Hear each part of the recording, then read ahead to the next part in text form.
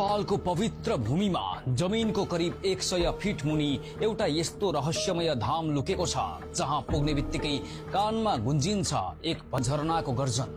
यो झरना कुनै सामान्य पानी होइन, यो त धरतीलाई चिर्दै सिधै गुफाभित्र खस्ने अद्भुत दृश्य हो। यो कथा धेरै पुरानो होइन, तर सयौं वर्षसम्म यो पवित्र गुफा संसारको आँखाबाट पूर्ण रूपमा लुकिएर रह्यो। जमिनमा बनेको अचम्मको प्वालमा ध्यान दिए, त्यो प्वालबाट लगातार गुन्जिरहेको थियो पानीको अस्वाभाविक गर्जन। हिम्मतका साथ जब उनीहरूले त्यो प्वाललाई विस्तार गरे र भित्र पसे, उनीहरूले एउटा अद्भुत दृश्य देखे। उनीहरू पुगेका थिए जमिन मुनि लुकेर बसेको एक अद्भुत अलौकिक संसारमा।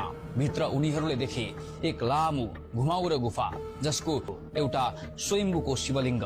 त्यो दिव्य दर्शनले उनीहरू स्तब्ध भए। त्यस क्षणदेखि यस गुफालाई नाम दिइयो गुप्तेश्वर महादेव, अर्थात् लुकेको भगवान शिव।